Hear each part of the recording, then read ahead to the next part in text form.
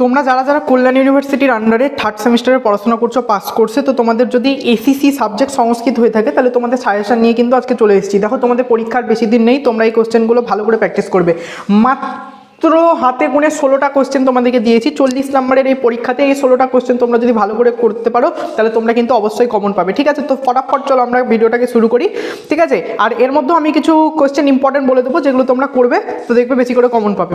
প্রথমে দেখো কি, প্রথমে যেটা দিয়েছি সেটা হচ্ছে ব্রাহ্মী লিপির উদ্ভব সম্পর্কে আলোচনা করো, এই লিপির বৈশিষ্ট্য আলোচনা করো, ঠিক আছে? আর ব্রাহ্মী লিপির শ্রেণীবিভাগটাও কিন্তু এর মধ্যেই হয়ে যায়, ঠিক আছে? আমি যেভাবে নোটপত্র দিই সেভাবে কিন্তু এটা হয়ে যায়, এটা কিন্তু তোমরা স্টার মেনে রাখবে, এটা খুবই ইম্পর্টেন্ট। ব্রাহ্মী লিপি, গৌড়ী লিপি, ঠিক আছে? এই দুটো লিপি তুমি যদি ভালো করে পড়ে যাও, এই দুটোর মধ্যে কিন্তু একটা কিন্তু তুমি অবশ্যই কমন পাবে। তার জন্য ব্রাহ্মী লিপিটা কিন্তু ভালো করে পড়বে, কারণ ব্রাহ্মী লিপি থেকে কিন্তু একটা কোশ্চেন আসতে চলেছে। নেক্সট যে কোশ্চেন দিয়েছি সেটা হচ্ছে কি, ভারতবর্ষের লেখন কলার প্রাচীনতা সম্পর্কে আলোচনা করো। 3 নম্বর কোশ্চেন দেখো কি দেওয়া আছে, বাংলা লিপির উদ্ভব এবং বিকাশ সম্পর্কে আলোচনা করো। 4 নম্বর কোশ্চেন কি, প্রাচীন ও মধ্যযুগে ভারতের লিখনের আধার কি ছিল তা বর্ণনা করো। লিখনের আধার বলতে কি কি কম্পোনেন্ট দিয়ে মানুষ লেখালেখি করতো, ঠিক আছে? সেইভাবে। নেক্সট 5 নাম্বার যে টিকাটা দিয়েছি এটা একটা কোটেশন, ঠিক আছে? ব্রাহ্মী বর্ণমালায়া পাঠোদ্ধারস্য ইতিহাস বর্ণতম, এটা ব্যাখ্যা করো, এরকমভাবে কোশ্চেন আসতে পারে, ঠিক আছে? এটা কিন্তু মোস্ট ইম্পর্টেন্ট, খুব ইম্পর্টেন্ট, এটা কিন্তু ভালো করে কিন্তু তোমরা অবশ্যই দেখে যাবে। নেক্সট যে টিকাটা দিয়েছি সেটা হচ্ছে লিপিতত্ত্ব। লিপিতত্ত্ব ভালো করে দেখে যেতে হবে, লিপিতত্ত্ব থেকে একটা কিন্তু কোশ্চেন আসবে যে লিপিতত্ত্ব কি, লিপিতত্ত্বের বৈশিষ্ট্য, ঠিক আছে? বা লিপিতত্ত্বের সম্পর্কে যা জানো লেখো, লিপিতত্ত্ব থেকে কিন্তু একটা কোশ্চেন আসছে। নেক্সট যেটা করবে সেটা হচ্ছে কি, গৌড়ী লিপি বা বঙ্গলিপির উদ্ভব সম্পর্কে আলোচনা করো, মানে বৈশিষ্ট্য। নোটগুলো এমনভাবে তোমরা মেক করবে, এমনভাবে তৈরি করবে যাতে তোমাদের কি হয়, যে তোমাদের বৈশিষ্ট্য প্লাস তোমাদের উদ্ভব এগুলো যাতে কভার হয়ে যায়। আমাদের নোটগুলো আমরা এমনভাবে প্রোভাইড করি যাতে একটা কোশ্চেনের মধ্যেই যাতে সমস্ত প্রকার যে সমস্ত কোশ্চেনগুলো আসার ওর মধ্যে থেকে ভেতর থেকে আসার সম্ভাবনা সেগুলো যাতে সমস্ত কভার হয়ে যায়, ঠিক আছে? তো গৌড়ী লিপিটাকে কিন্তু ভালো করে করবে। ব্রাহ্মী লিপি, গৌড়ী লিপি, আরেকটা লিপি আছে যে লিপিটা করতে হবে, সেই লিপি থেকে কিন্তু কোশ্চেন আসবেই।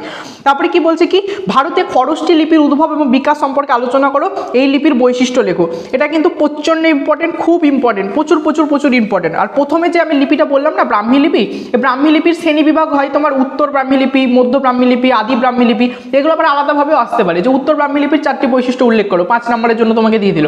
বা মধ্য ব্রাহ্মী লিপির তোমাকে বৈশিষ্ট্য লিখতে বললো, আদি ব্রাহ্মী লিপি কাকে বলে বৈশিষ্ট্য লিখতে বললো, এগুলো আমাদের নোটের মধ্যে কভার করা আছে, ঠিক আছে?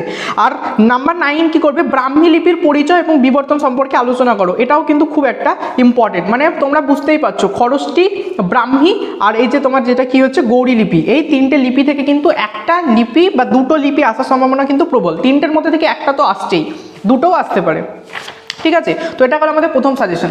নেক্সট যে সাজেশন, 9টা কোশ্চেন হয়ে গেল, দেখো টুকটুক করতে করতে 9টা কোশ্চেন হয়ে গেল। 10 নম্বর কোশ্চেনটা যেটা খুবই ইম্পর্টেন্ট সেটা হচ্ছে কি, ব্রাহ্মী লিপি এবং খরষ্টি লিপির মধ্যে কিন্তু পার্থক্য। ব্রাহ্মী লিপি এবং খরষ্টি লিপির মধ্যে পার্থক্য, এটা কিন্তু তোমরা ভালো করে দেখে যাবে। নেক্সট তারপরে যেটা কি বলছে, গুপ্ত লিপি বা নব্য ব্রাহ্মী লিপি সম্পর্কে যা জানো লেখো, এটাও একটা খুব ইম্পর্টেন্ট কোশ্চেন। 12 নম্বর কোশ্চেন কি আছে, ব্রাহ্মী লিপি থেকে বাংলা লিপির বিভিন্ন পর্যায়গুলি সম্পর্কে আলোচনা করো, এটাও কিন্তু খুব ইম্পর্টেন্ট কোশ্চেন। তোমরা 16টা কোশ্চেনই করে যাবে, আর যেগুলো স্টার দিচ্ছে ওগুলো বেশি ভালো করে তোমরা দেখে যাবে, ঠিক আছে? নেক্সট 13 নম্বর সেটা হচ্ছে কি, দেবনাগরী লিপির বৈশিষ্ট্য সম্পর্কে আলোচনা করো। দেবনাগরী লিপিটাও কিন্তু খুবই ইম্পর্টেন্ট। নেক্সট 14 নম্বর যে কোশ্চেনটা দিয়েছি সেটা হচ্ছে কি, টিকা তোমরা সিদ্ধ মাতৃকা লিপি, এটা একটা টিকা দেখে যাবে। আর 15 নম্বর কোশ্চেন কি, 15 নম্বর কোশ্চেনে একটা লিপি দিয়েছি সেটা হচ্ছে কি, সারদা লিপি, এটাও কিন্তু তোমরা টিকা আকারে দেখে যাবে। দেখো তোমাদের কোশ্চেনটাই, মানে তোমাদের যে টপিকটা আছে সেটাই হচ্ছে লিপিতত্ত্ব। মার্কেটে এর কোনো বই নেই, আমরা টিচাররা যেভাবে পড়াই আমাদেরকে খুব মানে বায়াস ফিলিং হতে হয় এটা পড়া থেকে, কারণ আমাদের ধরো স্পেশালাইজেশন যখন করছিলাম তখন আমাদের নোটপত্রগুলো সেই রকমভাবে ছিল, তো সেই রকমভাবে আমরা মেন্টালি প্রিপেয়ার্ড আছি।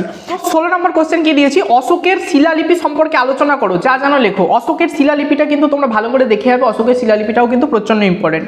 এবার নেক্সট যেটা আছে সেটা হচ্ছে ট্রান্সলেশন কি, দেখো পরীক্ষাতে তোমরা যদি কোশ্চেন প্যাটার্ন দেখো, তোমাদের 40 নম্বরের পরীক্ষা, তো এর মধ্যে 5টা তোমাদের 2 মার্কসের করতে হয়।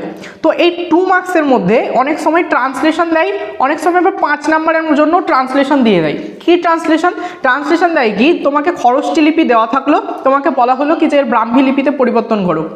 বা ব্রাহ্মী দেওয়া থাকলো খরষ্টিতে রূপান্তরিত, বা বাংলায় দেওয়া থাকলো সেটাকে খরষ্টিতে রূপান্তরিত করতে হবে, বা দেবনাগরীতে দেওয়া থাকলো সেটাকে খরষ্টিতে বা ব্রাহ্মীতে। দেখো তোমরা এই কোশ্চেনগুলো এটা সারা বছর ধরে প্র্যাকটিস করতে হয়। আমরা আমাদের অফলাইন ব্যাচে তার জন্য বলি কি যে তোমরা যদি অনলাইন ব্যাচেও থাকো বা অফলাইন ব্যাচে থাকো, আমাদের যে ক্লাসগুলো থাকে সেই ক্লাসগুলোকে রেগুলারলি যদি কেউ যদি করে তাহলে সেই এই 5 আর 2 7 নাম্বার, ছাকা 7 নাম্বার পেয়ে যাবে। কি করে? আমরা প্রত্যেকটা লিপি, যে লেখাগুলো আছে, যে বর্ণগুলো আছে, অক্ষরগুলো আছে, আমরা ভালো করে একদম পুরো ক্লাসে শেখানো হয়েছে আমাদের।